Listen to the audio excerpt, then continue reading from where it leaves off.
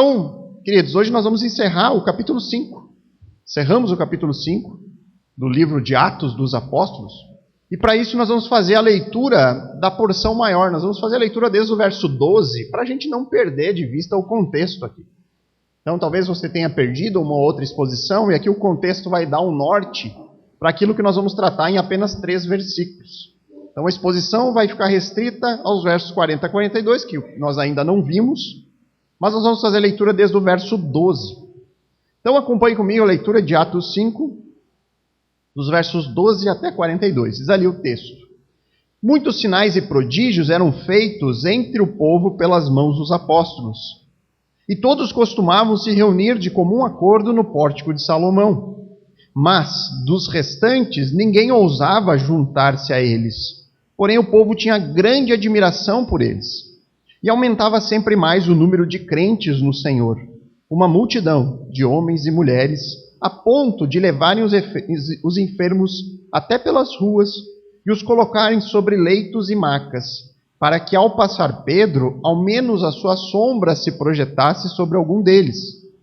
Vinha também muita gente das cidades vizinhas de Jerusalém, levando doentes e atormentados por espíritos imundos, e todos eram curados. Levantando-se, porém, o sumo sacerdote e todos os que estavam com ele, isto é, o partido dos saduceus, ficaram com muita inveja. Prenderam os apóstolos e os recolheram à prisão pública. Mas de noite um anjo do Senhor abriu as portas da prisão e, levando-os para fora, lhes disse: vão ao templo e digam ao povo todas as palavras dessa vida. Tendo ouvido isto, logo ao amanhecer entraram no templo e ensinavam. Quando chegaram o sumo sacerdote e os que estavam com ele, convocaram o sinédrio e todo o conselho dos anciãos do povo de Israel e mandaram buscar os apóstolos na prisão. Mas quando os guardas chegaram lá, não os encontraram no cárcere. E voltando relataram dizendo: encontramos a prisão fechada, com toda a segurança e as sentinelas nos seus postos junto às portas. Mas abrindo as portas não encontramos ninguém dentro. Quando o capitão do templo e os principais sacerdotes ouviram essas informações, ficaram perplexos a respeito deles e do que viria a ser isto. Nesse momento, alguém chegou e lhes comunicou: vejam, os homens que os senhores prenderam estão no templo ensinando o povo.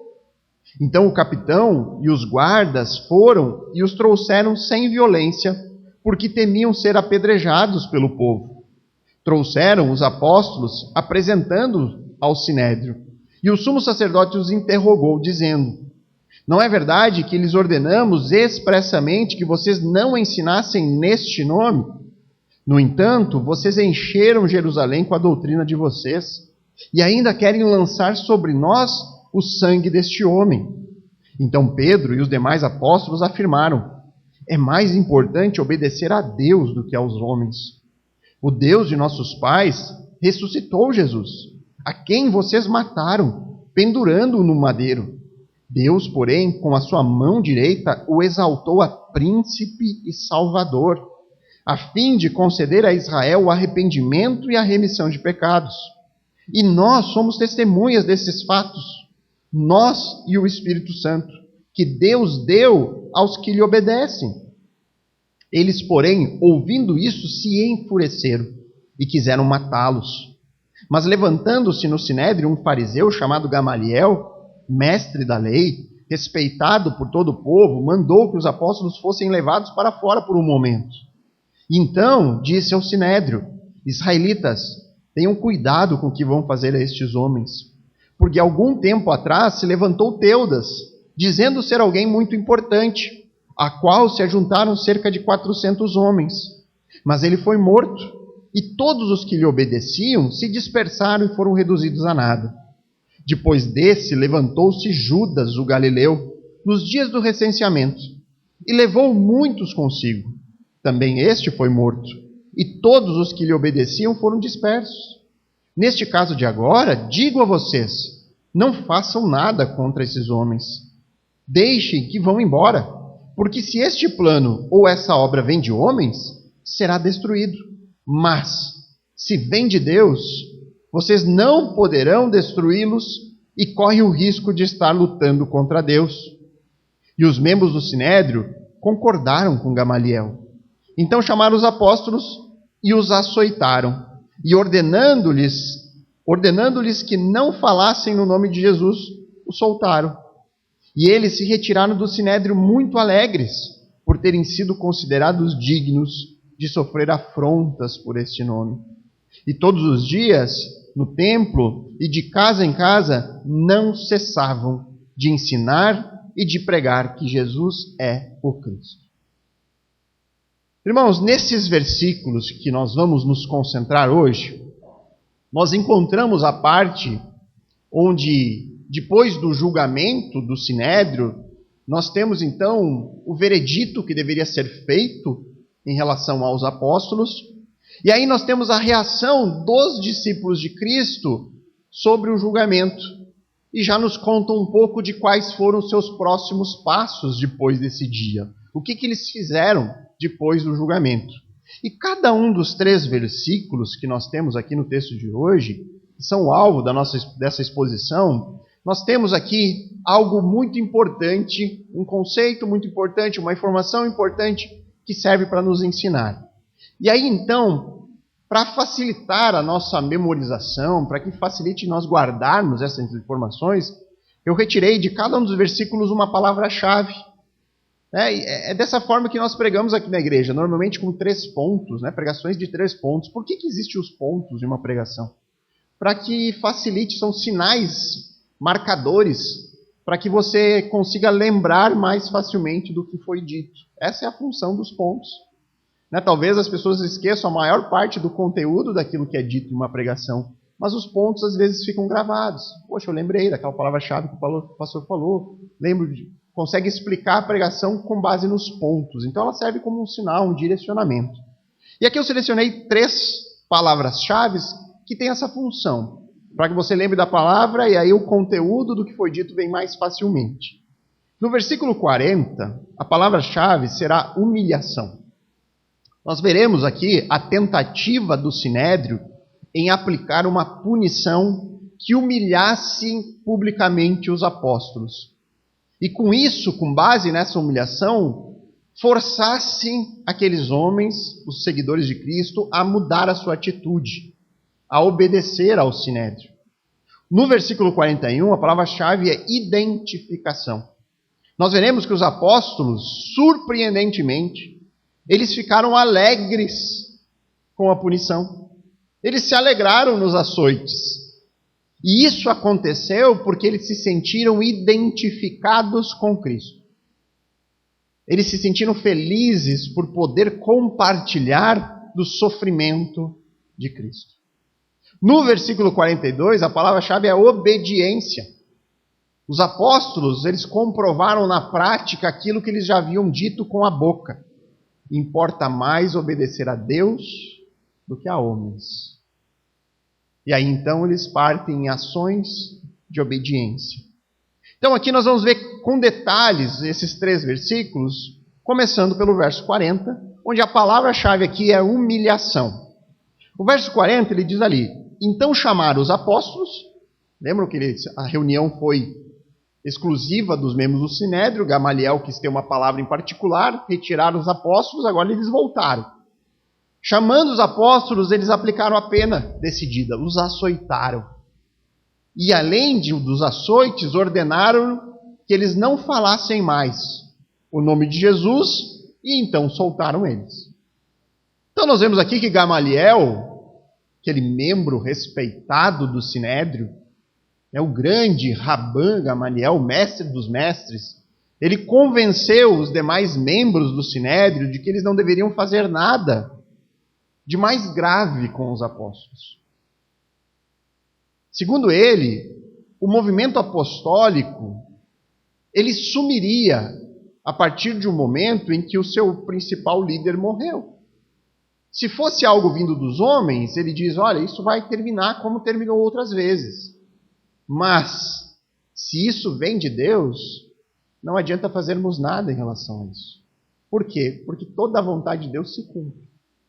A gente não consegue ir contra a vontade do Senhor. Esse foi o pensamento que Gamaliel apresentou. E ao invés de matar os apóstolos, porque essa foi a reação inicial, nós vimos ali no verso 33, né, que quando eles ouviram as palavras dos apóstolos, eles se enfureceram, eles quiseram matar, a grande parte do Sinédrio queria matar os apóstolos. Mas não, eles ao invés disso, eles fazem 3 coisas. A primeira, açoites. E aí, para a aplicação desta pena, desse castigo, dessa disciplina, os judeus seguiriam a lei mosaica. E lá na lei mosaica, em Deuteronômio 25, versos 2 a 3, tem lá uma parte da lei que orienta sobre esse tipo de castigo. Ele diz assim: se o culpado merecer açoites, o juiz mandará que ele se deite no chão e seja açoitado na sua presença, com o número de açoites que o caso exigir. Poderá ordenar 40 açoites, não mais. Do contrário, se ordenasse mais do que isso, um compatriota seria humilhado aos olhos de vocês. Então, muito provavelmente, irmãos, cada apóstolo aqui recebeu 39 açoites. Este era o costume judaico. Era uma quarentena menos um. Eles davam normalmente 39 açoites nas pessoas que eles consideravam que mereciam esse tipo de punição. E você sabe por que eles davam 39 açoites? Alguém sabe o porquê da quarentena menos um? Era para evitar exceder aquilo que Deus disse que era o máximo. Então Deus estabeleceu na lei, o máximo é 40. O que eles faziam? Eles davam 40 menos 1. Por quê? Para não correr o risco de se perder nas contas. Talvez ele estava lá na 7ª e contou a 6ª. Então, para que eles não caíssem no erro de dar mais do que a lei e aí transgredir a lei, eles davam 39. Era uma margem de segurança. Tiravam 1 para que eles não viessem a errar ali. A tradição judaica, a tradição oral, eu citei na semana passada sobre o Mishnah, que é a primeira grande obra que nós temos escrito da tradição oral judaica. O que é a tradição oral judaica, irmãos? É a interpretação que os judeus, os rabinos, os mestres da lei davam em relação à lei de Deus. Então a lei também precisa ser interpretada. Então esses líderes judaicos, eles interpretavam e eles escreveram livros sobre essa interpretação. E lá diz que como a lei não é específica, ela diz, olha, o máximo é 40. Mas os açoites dependem de cada caso. Como eles interpretavam isso para traduzir em número de açoites? Eles faziam um cálculo muito mais baseado na capacidade física da pessoa receber os açoites. Então, se era uma pessoa mais idosa, eles não iam dar 39 açoites, eles dariam menos, porque saberiam que aquela pessoa não suportaria. Então, havia, inclusive, na tradição oral judaica, escrito de que se uma pessoa urinasse ou defecasse durante a aplicação da pena, eles parariam ali, cessariam, porque estava sendo demais. Então, havia ali alguns critérios que eles estabeleciam para determinar o número. Tem um outro historiador, José, um historiador judeu, que ele conta que os fariseus, um partido dentro daqui dos líderes da nação judaica, eles eram normalmente mais brandos na sua punição. Eles tinham um pouco mais de amor, vamos dizer assim, de cuidado em relação a isso. Eles não eram tão rígidos. Em compensação, os saduceus, eles eram conhecidos pela sua severidade. Eles normalmente iam no limite da lei. E aí, então, nós presumindo que os apóstolos eram, neste momento, todos eles homens saudáveis, adultos, fortes, estavam lá afrontando as pessoas da Sinédrio, irmãos, muito provavelmente eles receberam os 39. Dentro desses 39, provavelmente 13 chibatadas no peito, e o restante, 26 nas costas. Possivelmente foi essa a punição que eles receberam aqui. E esta é a primeira ocasião que nós temos relatado isso. Discípulos de Cristo sofrendo fisicamente por causa do Evangelho. Mas não vai ser a última. Nós veremos ainda outros casos assim. O próprio apóstolo Paulo, e aí então lá em 2 Coríntios 11, no verso 24, ele vai dizer que ele recebeu esse tipo de punição 5 vezes. Ele diz, olha, por 5 vezes eu recebi uma quarentena menos 1 de açoites. Por 5 vezes o apóstolo Paulo passou por esse tipo de castigo, disciplina ou pena, né? E aí então, depois do açoite, o que eles fizeram? Repetiram uma ordem que eles haviam dado. Eles repetiram uma ordem lá do capítulo 4. Vocês não podem mais falar de Jesus. Esse castigo é parte disso. Vocês não devem mais falar. E aí então, soltaram, liberaram os apóstolos. Irmãos, é claro que isso aqui não é uma punição qualquer. Se procurarmos na história, existem relatos de pessoas que morreram em julgamentos como esse, em momentos de açoitamento como esse. Era algo raro? Era, mas acontecia. E talvez fosse a esperança de alguns daqueles membros do Sinédrio, que pelo menos um dos apóstolos não suportasse a punição. Mas o real motivo aqui, irmãos, desse tipo de punição vai além da dor, vai além da marca física. O objetivo maior desse tipo de sentença não era causar feridas físicas, mas trazer vergonha. O objetivo era humilhar os apóstolos. Fazer isso publicamente, trazer desonra a eles, diante das autoridades e diante do povo. Essa correção aqui tinha como objetivo forçar psicologicamente os apóstolos. Era enfraquecer. A ideia era quebrar o ímpeto, quebrar a coragem, mostrar ali que quem manda somos nós. O objetivo era humilhar psicologicamente os apóstolos. E a grande questão é que esse tipo de humilhação, de tentativa de humilhar alguém, isso só tem efeito psicológico, né? Porque o efeito físico é inevitável, mas psicologicamente, se o objetivo era humilhar, isso só encontra lugar no coração daquele que busca, no grupo que executa a sentença, aprovação. Só teria efeito, isso só humilharia os apóstolos se eles se importassem com a sua imagem diante dessas autoridades. Se eles se preocupassem com a sua imagem diante do povo que assistiu. Do contrário, isso não teria efeito algum. E nós sabemos que não teve efeito algum. Pelo contrário, teve efeito oposto. Nós veremos na sequência que a reação foi de alegria. E aqui, irmãos, é muito possível.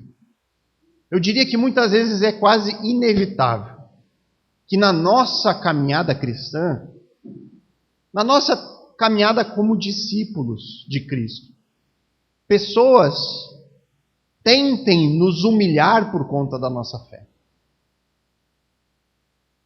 Porque somos cristãos, porque pregamos o Evangelho, porque defendemos os valores bíblicos em uma sociedade cada vez mais secularizada, que não leva a Deus e a palavra em consideração. É muito provável que pessoas tentem nos humilhar por isso. Mas essas tentativas de um mundo que se opõe a Deus, elas só têm efeito em nós se nós estivermos preocupados com o que o mundo pensa sobre nós. Do contrário, pouco importa. O mundo pode tentar nos humilhar à vontade, porque nós estamos seguros naquilo que Deus pensa de nós. Um exemplo prático. Eu tenho certeza, irmãos, que um jovem rapaz cristão, um jovem crente de verdade, ele sofrerá inúmeras tentativas de humilhação. E isso poderá vir dos próprios amigos, de membros da sua própria família, que vão chegar para ele e dizer: você é um tolo. Vão dizer: nossa, esse lugar que você frequenta fez uma lavagem cerebral na sua cabeça. E vão falar isso porque esse jovem crente, ele compartilha do seu desejo de ter um relacionamento que visa casamento. Que ele escolheu aguardar até o momento em que Deus mostraria qual seria a sua esposa até o fim da sua vida. Os amigos desse jovem na escola, na faculdade, onde for, farão chacota dele.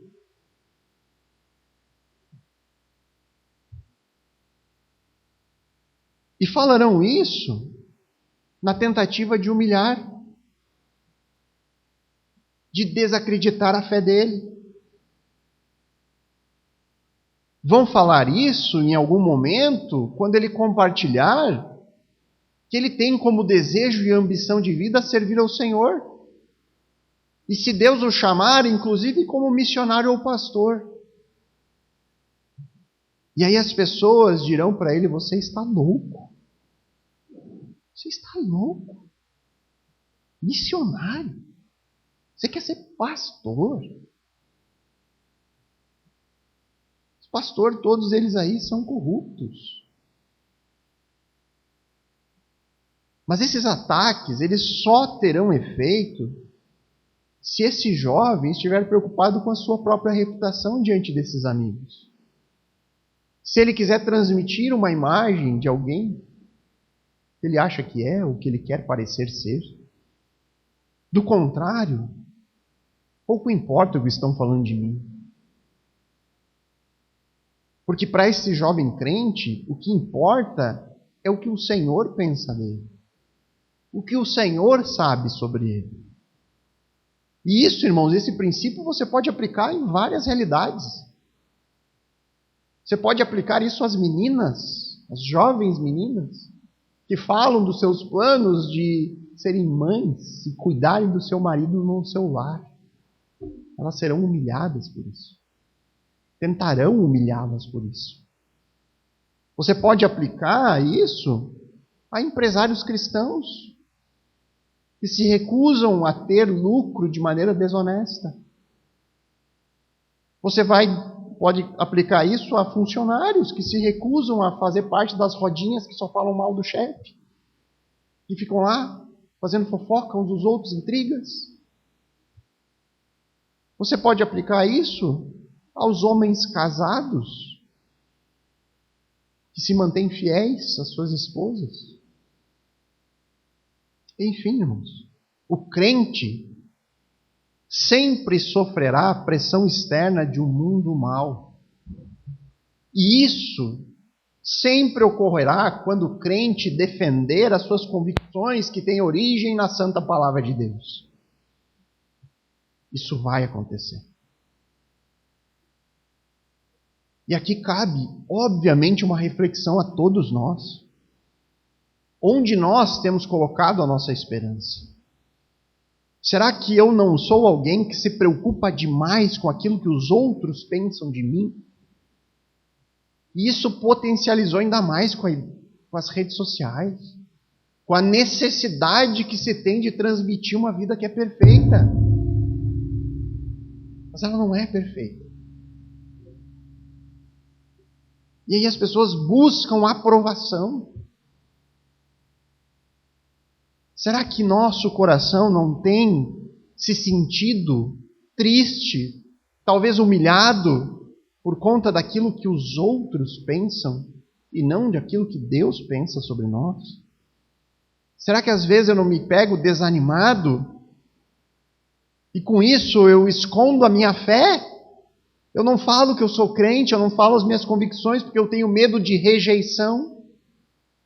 Tenho medo que alguém tente me humilhar porque eu sou crente.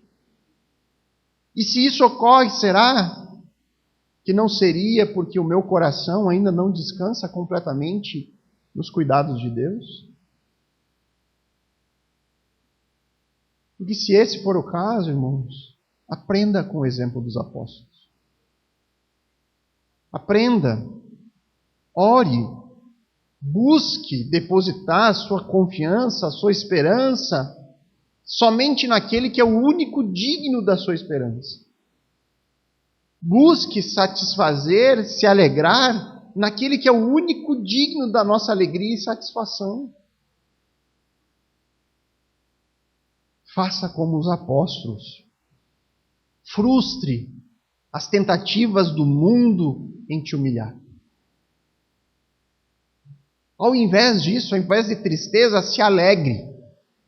Se um dia fizerem chacota da sua fé, saia alegre, contente. Não se importe com aquilo que o mundo que despreza a Deus fala ao seu respeito. Se importe com aquilo que Deus diz. Busque a aprovação de Deus, não do mundo. Nós devemos buscar agradar a Deus. Este deve ser o nosso alvo, irmãos. A glória do nosso Senhor. Então, humilhação é a primeira palavra-chave que você deve lembrar desse texto. O mundo, os líderes religiosos da nação judaica, eles fizeram de tudo para humilhar os apóstolos. Eles fizeram isso na tentativa de que por meio dessa humilhação cessasse a pregação do Evangelho. E é isso que normalmente ocorre, irmãos. Quando você se sente humilhado porque estão chacotando a sua fé, você se cala. Você para de falar sobre Jesus. Você para de compartilhar da sua fé. Esse é o objetivo do mundo, irmãos. Aprendam com isso. A segunda palavra-chave aqui é identificação. E nós vamos retirar aqui, do verso 41, uma lição sobre isso. Diz o texto: e eles se retiraram do sinédrio muito alegres, por terem sido considerados dignos de sofrer afrontas por esse nome. Irmãos, eu espero que você nunca mais leia esse versículo da mesma maneira. Nunca mais. O que está escrito aqui, nesse pequeno versículo, é completamente contrário a qualquer lógica humana. Completamente contrário. Nenhuma pessoa em sã consciência que está raciocinando de maneira plena, sem nenhum tipo de problema, sairia de um julgamento onde o veredito foi açoites, humilhação, e sairia de lá comemorando, alegre. Ninguém age assim. Ninguém. As marcas das chicotadas, as feridas nas costas, nos peitos, em carne viva, que seria um sinal de desgraça, que seria um sinal para dizer: olha, esses homens são transgressores da lei.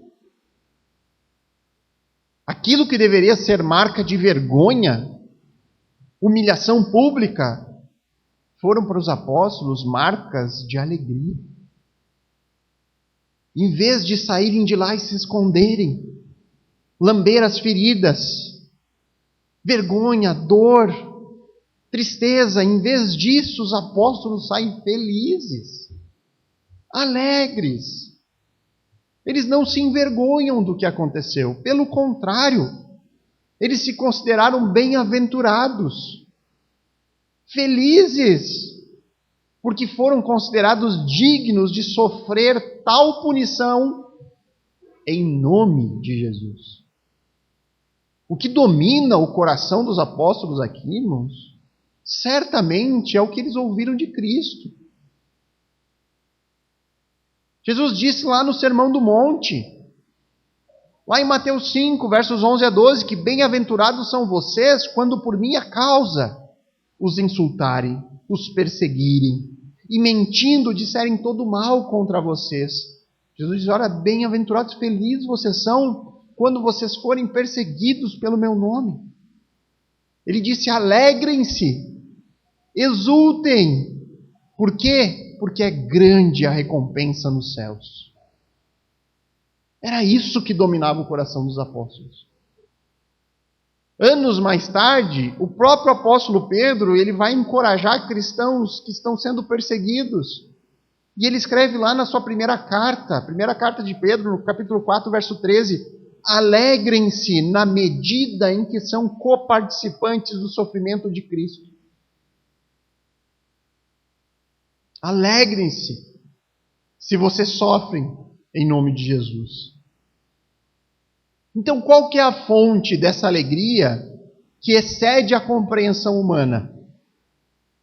A fonte da alegria dos apóstolos é a fonte da alegria de qualquer cristão verdadeiro que sofre. Está nisso que Pedro falou na sua primeira carta, está na comunhão com Cristo, na identificação com Ele, sendo que a forma mais comum de nós nos identificarmos com Cristo é, sem dúvida, por meio do sofrimento. É louco isso. Os apóstolos, eles se alegraram por serem perseguidos por causa de Cristo, porque para eles isso era uma grande honra. Era evidência de que eles estão ali compartilhando de uma identidade em comum com o Senhor. O Deus Pai estava considerando aqueles homens dignos de sofrer na semelhança do Filho amado. Essa é a ideia, irmãos. Nós conseguimos nos identificar com Cristo quando nós sofremos com Ele, por Ele, como Ele.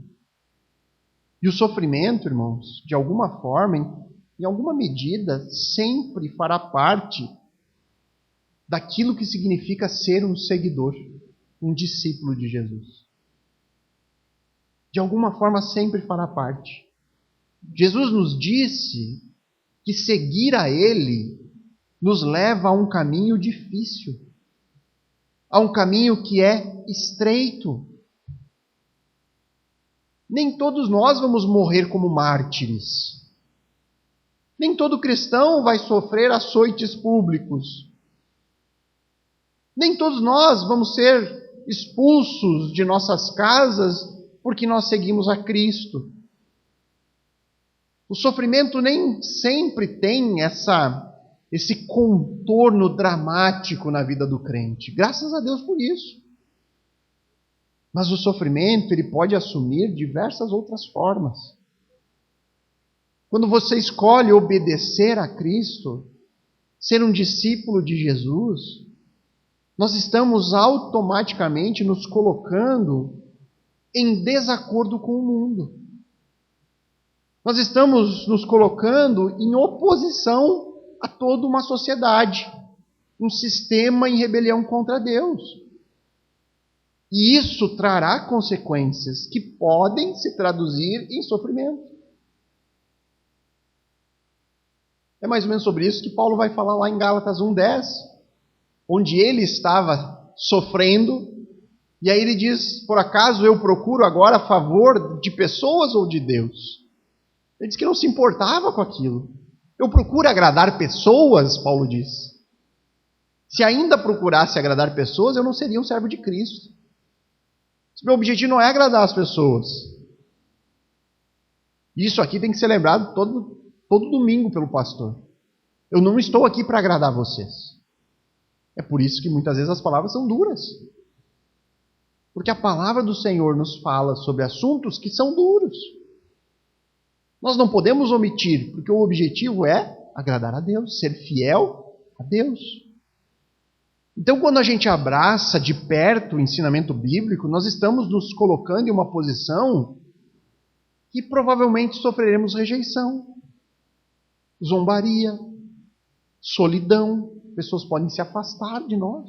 É comum ouvir de crentes isso.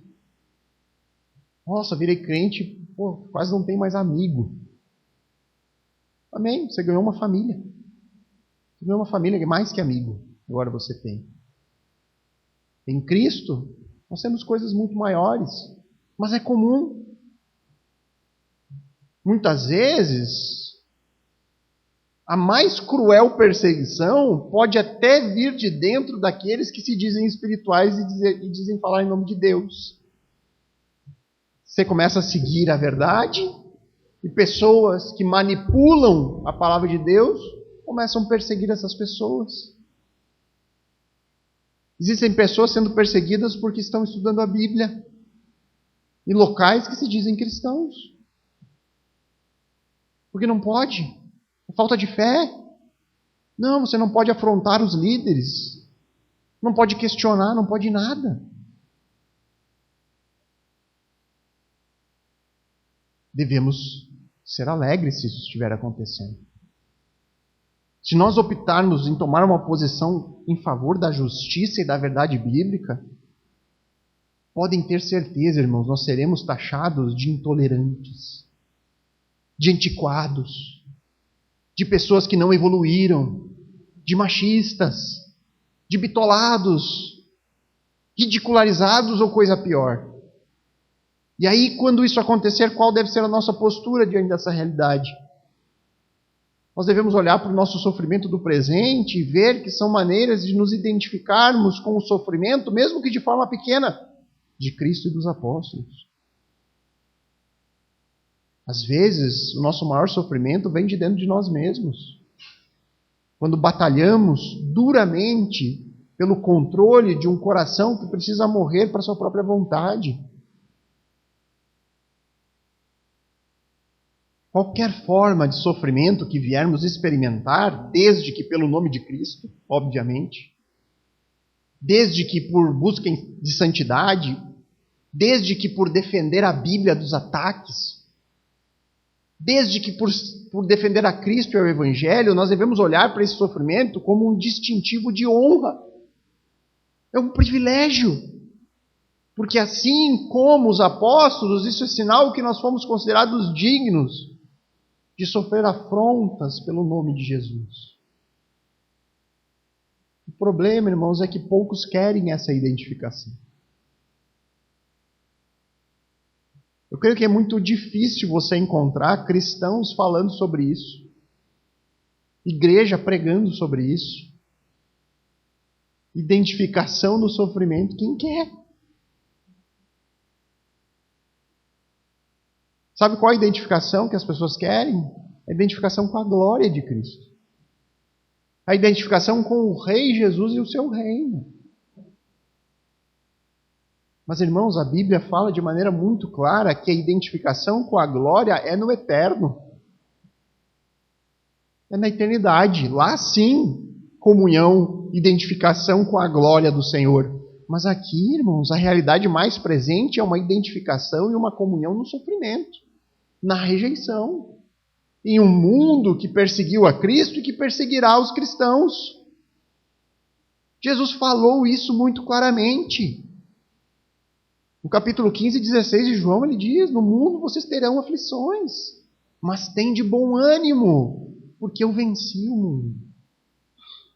No capítulo 15 ele diz: se o mundo odeia vocês, saiba que antes de odiar você, odiou a mim. Se vocês fossem do mundo, o mundo amaria o que é seu. Desconfie, irmãos, o mundo amando cristãos. Eu digo para os irmãos, especialmente lá no curso da segunda-feira de escatologia: irmãos, tem um livro cristão best-seller, milhões de venda. Desconfie. Se o mundo está comprando este livro, desconfie. Verdades não estão sendo ditas lá. Porque a reação do mundo ao Evangelho não é de aceitação. É de oposição, de rejeição. Poucos crerão. O caminho é estreito, largo é o da perdição. Desconfie.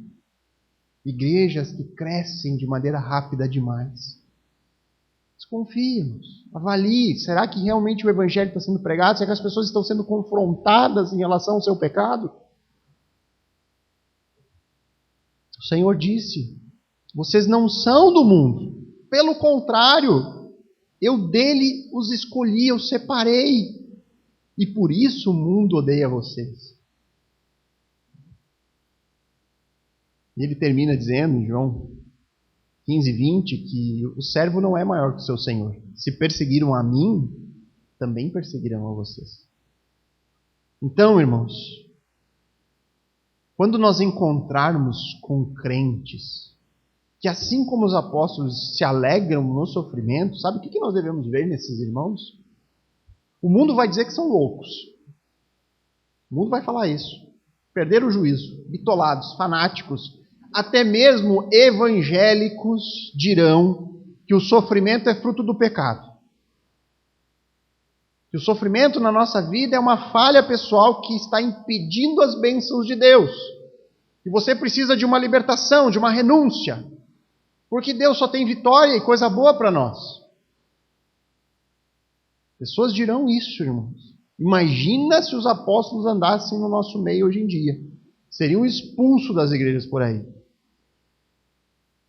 Nós, que cremos no que a Bíblia ensina, nós temos que olhar para esses irmãos sofredores e dizer: que modelo de fé. Eu quero ser como esses homens. Eu quero ser como esses crentes. Eu quero ter um dia a maturidade deste irmão.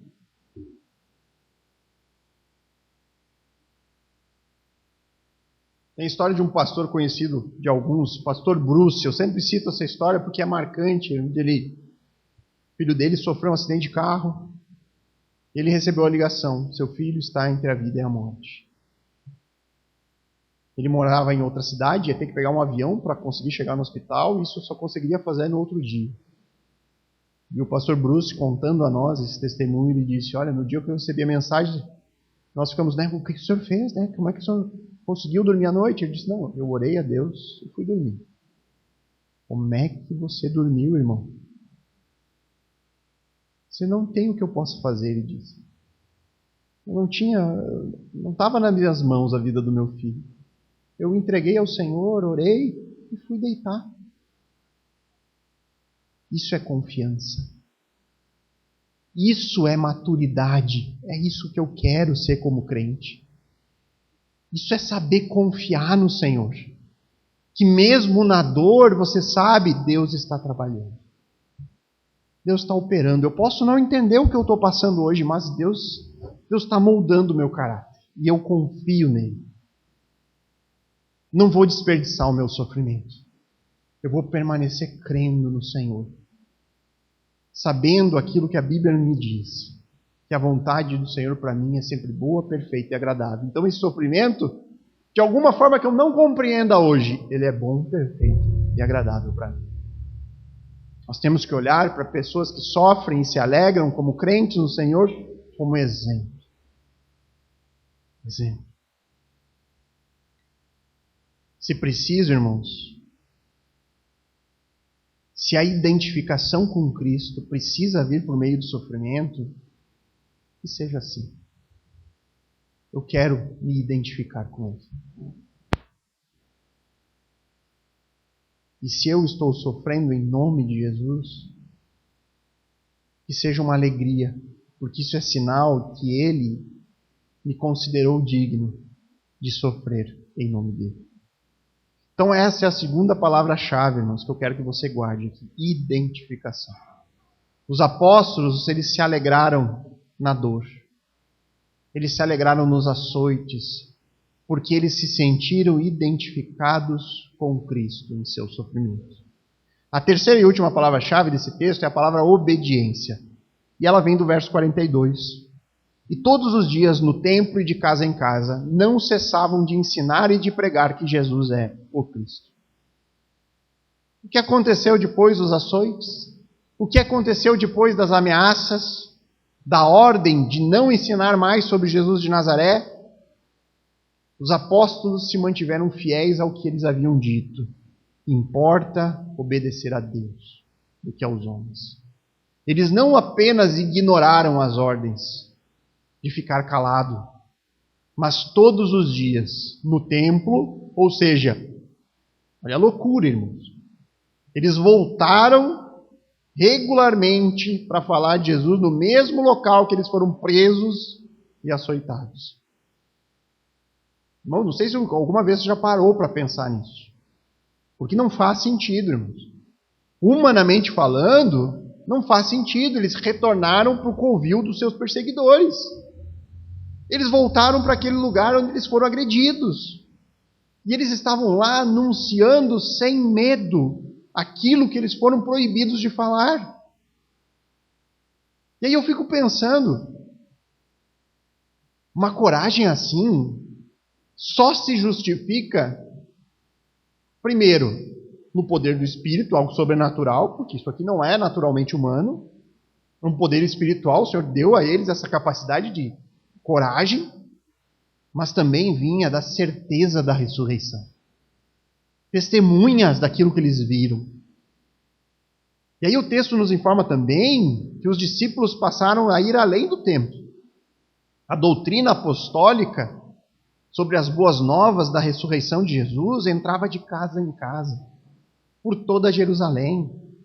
Eles não pararam mais de pregar e de ensinar que Jesus é o Cristo. O que isso significa? Eles pregavam que Jesus é o Messias Salvador de Israel. O ungido de Deus, aquele que veio para nos salvar. Ao invés de temer a repreensão, as ameaças, parece que o ânimo deles foi redobrado. Eles continuaram a dar o testemunho, seja publicamente no templo, seja na privacidade dos lares. Mais uma vez, irmãos, nós vemos que os apóstolos eles não colocavam a sua segurança pessoal acima da sua missão. Eles não tiveram tempo para curar as feridas, para se recuperar fisicamente dos açoites. Eles não calcularam o custo de voltar lá. Você imagina ser açoitado de novo. Fisicamente fragilizados, imagina aquelas marcas. Provavelmente inflama. Você começa a ter febre. Mas não, eles não calcularam. Não, se eu tiver que tomar mais 39, como é que vai ser? Melhor eu ficar uns dias em casa. Deixa eu recuperar. Não. Eles voltaram lá. Cumpriram de maneira obediente a ordem que eles haviam recebido do anjo. Vão ao templo. Preguem as palavras dessa vida. Preguem o único caminho capaz de alguém ser salvo. Jesus. Eles deixaram de lado a sua vida pessoal, os seus interesses, os seus sonhos. Foram colocados em segundo plano diante de uma missão maior. Será que isso tem algo a nos ensinar, irmãos? Assim como os apóstolos, que não colocaram a sua segurança acima da sua missão, nós também devemos agir assim. A grande lição do texto aqui é que eles se alegraram de se considerar digno de sofrer por Cristo.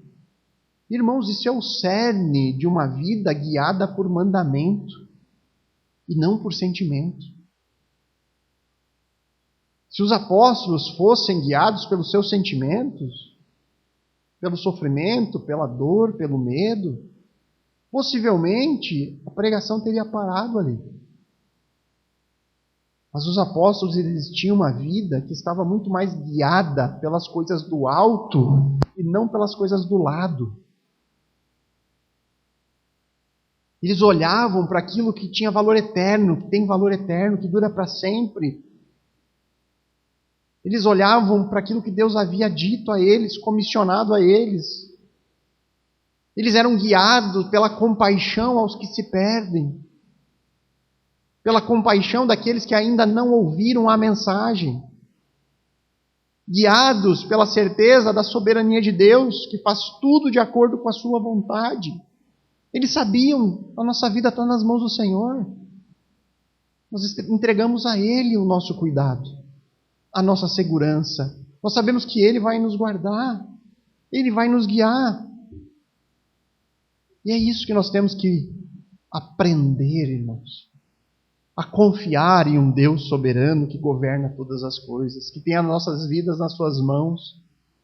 A não querer ficar colocando a nossa própria segurança acima da missão que Deus nos deu como discípulos. E olha como nós somos privilegiados, irmãos. Eu digo, olha, nós vivemos numa geração que é graça sobre graça. Graça sobre graça, porque Deus já nos salvou. Quer presente maior que esse? Mas além disso, Ele tem nos dado segurança, conforto, recurso.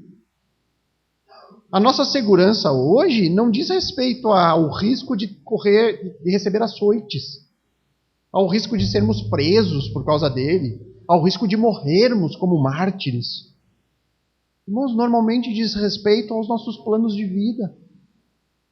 Diz respeito a uma segurança que é meramente financeira. E eu vou dar o exemplo da nossa realidade aqui da igreja agora, que nós estamos indo para um espaço maior. E isso para podermos receber mais pessoas, para podermos pregar para mais pessoas. Mas ir para um espaço maior significa comprometer recursos. Recursos que nós temos ali guardado, administrado. E aí você pensa, ao longo da semana meditei muito sobre isso, porque a decisão tinha que ser tomada. E por vezes eu pensava, é sério mesmo que eu estou cogitando isso? Eu estou levando em conta a segurança financeira? Essa é a minha preocupação. Se Deus tem nos abençoado, será que segurança financeira é motivo para me impedir de ir além? Uma coisa é não ter o recurso, irmão. É dizer assim, vamos dar um voto de fé. Vamos alugar um estádio. 30 mil reais por mês. Não, vamos fazer um voto de fé porque Deus vai mandar esses recursos. Isso é loucura, irmãos. Nós temos que administrar aquilo que Deus tem nos dado. Mas eu tenho o recurso. Por que eu não faria? Por medo de que as contas vão ficar apertadas, nós vamos trabalhar no limite? Então, irmãos, é sinal que a minha segurança está no lugar errado. No lugar errado. Nós precisamos, sinceramente, colocar o progresso do reino como prioridade em nossa vida. É isso que Deus espera de nós. Era isso que Ele esperava dos apóstolos.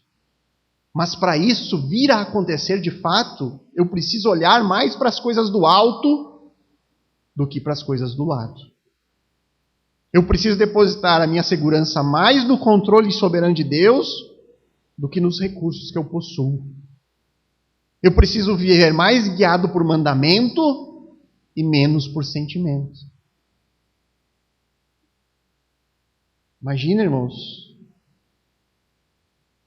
o pastor acorda triste por algo, estressado por algo, liga para os irmãos, ó irmãos, não vai ter culto hoje. Não estou me sentindo bem.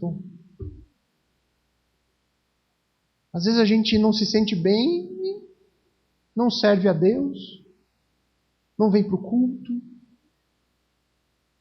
Pelo contrário, nós temos que ser guiados por mandamentos. Eu preciso congregar. Eu preciso anunciar, quer seja propício, quer não. Pregue a palavra o tempo todo. Nós temos que nos alegrar até mesmo nas provações. Colocar Ele como prioridade.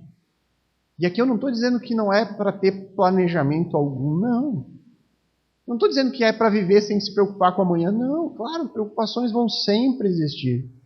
Mas nós temos que saber também, irmãos, que o desejo de acumular riqueza, a avareza, muitas vezes, pode estar disfarçada de planejamento de vida. O pecado, muitas vezes, se disfarça de coisas boas. E a gente deixa de fazer mais. E aí o pecado fica lá encoberto como uma vida prudente. E deixamos de fazer mais para o reino. Então, em algum momento, irmãos, todos nós vamos ter que nos decidir que tipo de vida nós vamos viver. Uma vida onde Cristo ele é colocado como algo acessório? Onde planejamento e segurança sempre guiam os nossos passos? E aí você vai se convencer que esse é um estilo de vida ideal para o cristão? Bom senso? Lembram quem teve bom senso nessa história de Atos? Gamaliel. Um homem cheio de bom senso, cheio de prudência. Qual foi o fim deste homem? O mesmo que aqueles que demonstraram ódio e raiva e queriam matar os apóstolos. Às vezes, uma vida sem Cristo pode ser encoberta por uma vida moderada. de bom senso. Essa vida nós vamos viver?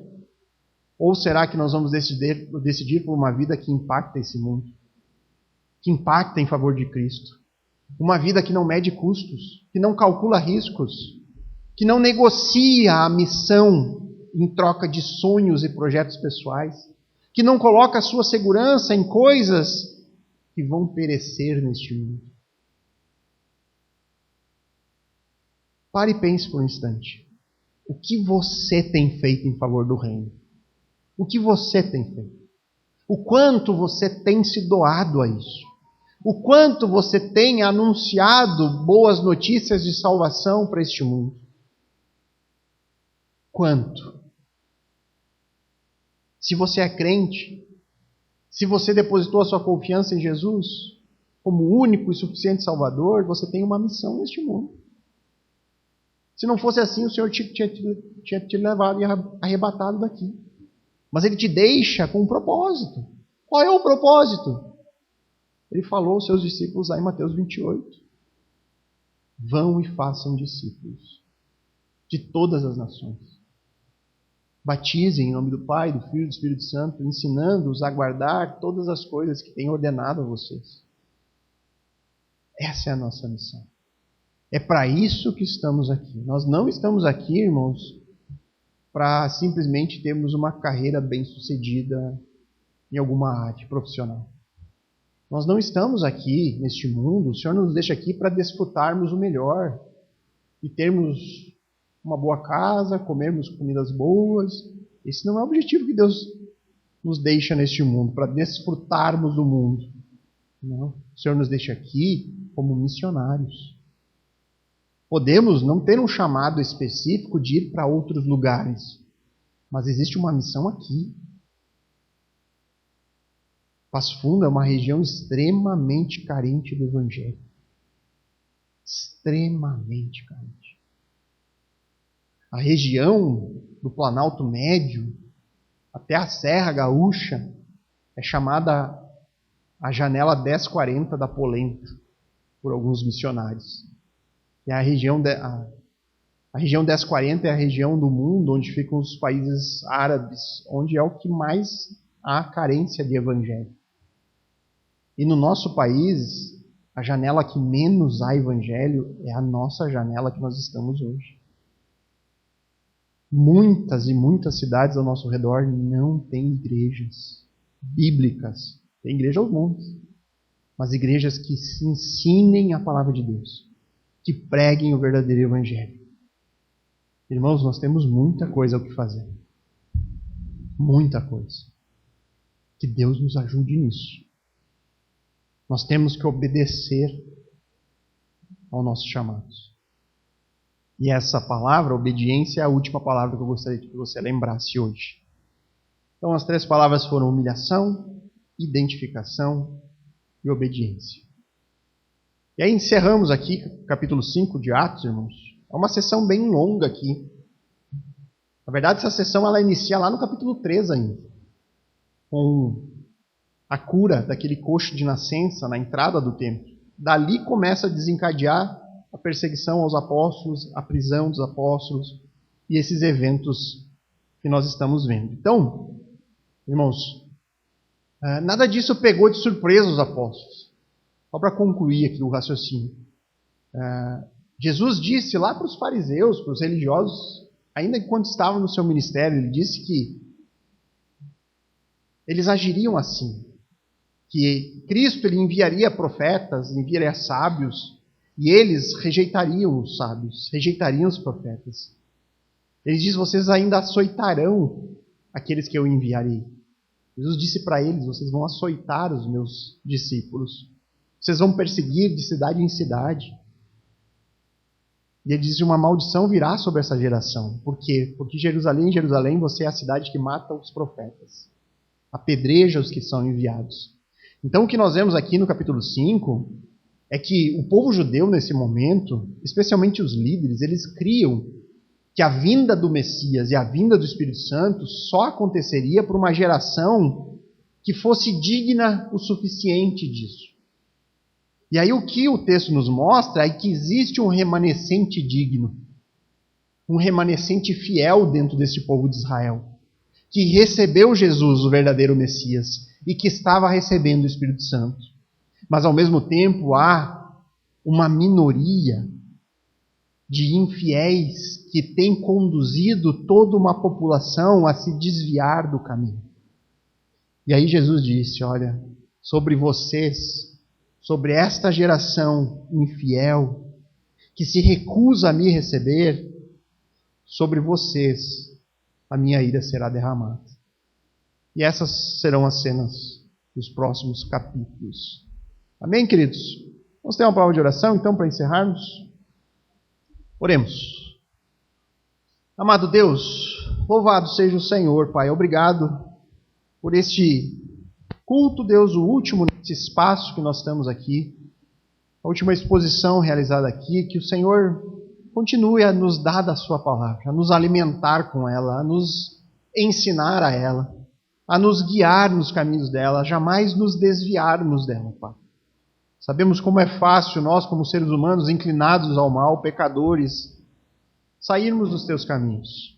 Mas a minha oração, Pai, é que o Senhor não permita jamais isso. Sabemos que essa história não diz respeito a nós, não diz respeito a uma igreja especificamente, diz respeito ao teu reino, ao progresso do teu reino, a essa igreja invisível que nós não conseguimos enxergar, de todos os crentes, de todos aqueles que creem no Senhor, independente do local onde se encontram. E nós sabemos, Pai, que um dia, sim, estaremos todos juntos e compartilharemos o seu reino.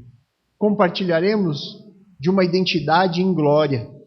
Mas no momento, Pai, a palavra nos diz que nós vamos compartilhar de uma identidade em sofrimento, de uma comunhão muitas vezes na dor. Mas, Pai, nos ajuda a nos alegrarmos até mesmo nisso, como os apóstolos se alegraram. Que possamos, Pai, ver nisso motivos de sorrisos.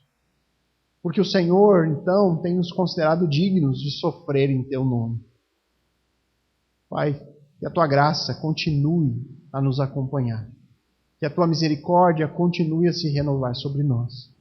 E que onde quer que nós estejamos, Pai, onde quer que sejam as nossas reuniões, que sejam sempre para a Tua honra e para a Tua glória.